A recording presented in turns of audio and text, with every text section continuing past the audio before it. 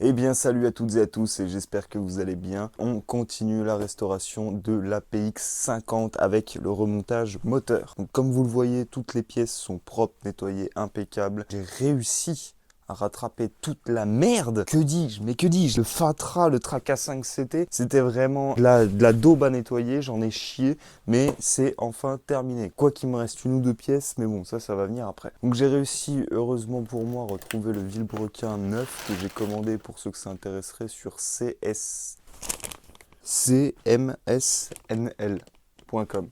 Si j'ai pas ça, je suis baisé. De mémoire, faut faire attention, le vilebrequin n'est pas le même entre la version avec le démarreur électrique et celle qui n'a pas de démarreur électrique. Tout simplement parce que celle avec le démarreur électrique, la fixation de l'allumage se fait sur le carter, alors que la fixation de l'allumage du moteur sans démarreur électrique se fait directement sur le bloc moteur. Pour tout le reste, j'ai tout commandé sur le site MotorKit. Donc le site MotorKit va être spécialisé dans tout ce qui va être Honda, Dax, Chali. Pour le cylindre piston, pareil, donc du coup je l'ai trouvé sur MotorKit. C'est la même chose que les Honda Camino 50. Et ensuite, pour tout ce qui est roulement, comme d'habitude, je travaille avec 1, 2, 3 roulements. J'ai fait ma liste entière, je vous en pose, alors il n'y a pas tout, mais je vous en pose quand même une bonne partie en description. Ensuite, du coup, pour le Tipeee, comme je vous l'ai dit, alors je sais pas vraiment si c'est légitime, hein, entre guillemets. En tout cas, si vous voulez m'aider à faire la vidéo de la modification du carburateur, n'hésitez pas à aller faire un don. Le moindre centime sera le bienvenu et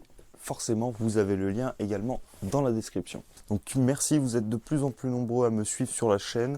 N'hésitez pas à vous abonner, que ce soit sur YouTube ou sur Instagram. Et c'est parti pour le remontage du moteur.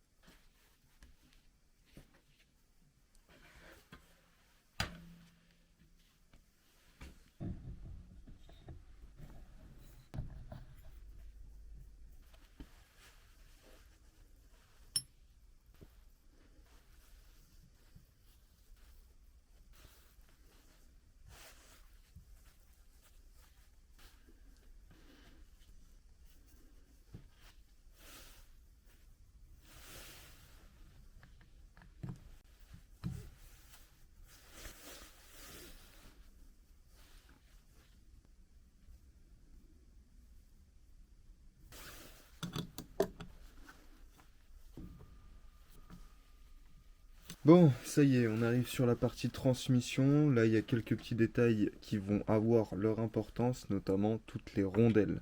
Je vous les montrerai et je vous les signalerai au moment où on les installe. Ça, c'est tout simplement la pièce qui va faire la butée de retour de kick. Il faut faire attention qu'elle soit en bon état et forcément bien vissée.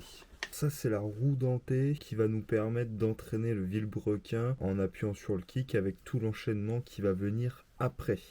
Donc c'est juste que c'est une pièce qui est conique. Le vilebrequin est conique. On va juste positionner la pièce et venir la taper pour la positionner dans le fond. On va pouvoir mettre les deux bagues dans le carter. Donc là, on va installer toute la partie qui va nous permettre d'entraîner quand on va appuyer sur le kick, toute la partie vilebrequin. Du coup, il faut faire attention parce que vous avez différentes rondelles. Là, vous en avez une assez large qui va venir en fait devant, qui va venir caler contre le carter. La deuxième, normalement, vous pouvez pas trop vous tromper, celle qui vient juste ici derrière, et elle est étagée.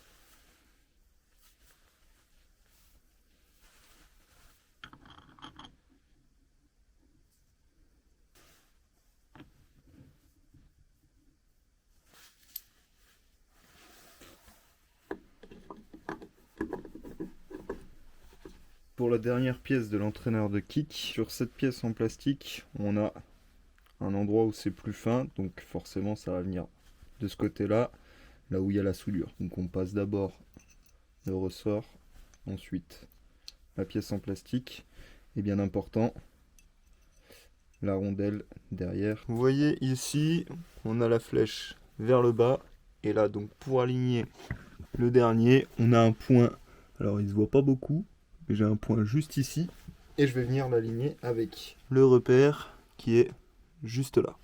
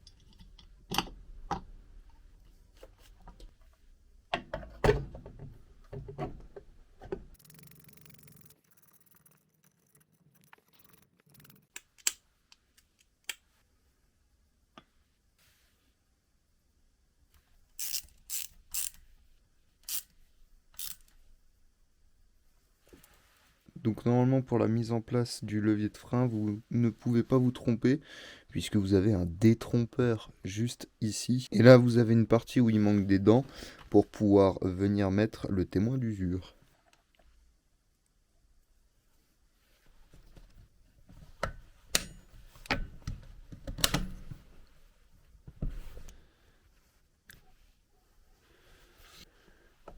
C'est un peu relou parce qu'on n'y voit vraiment pas grand chose.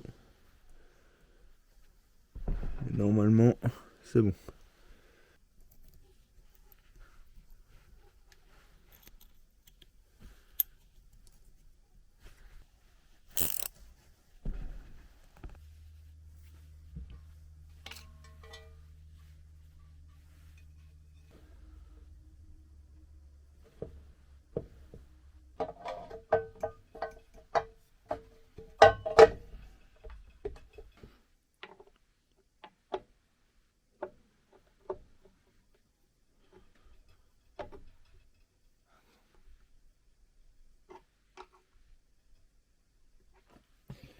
Du coup, pour le carburateur, donc comme je vous le disais, le gicleur principal est scellé.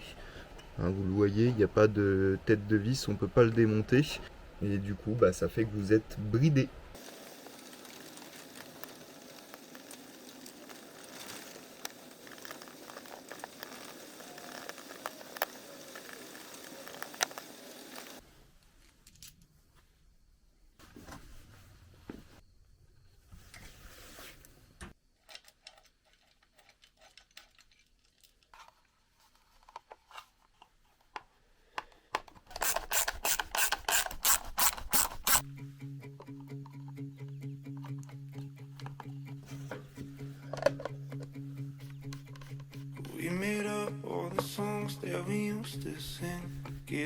Donc vous avez vu, il n'y a pas de bride à proprement parler, rien au niveau du pot d'échappement, pas de pastille ou de limiteur, rien sur la variation ou la transmission, il y a vraiment que le carbu qui est bridé.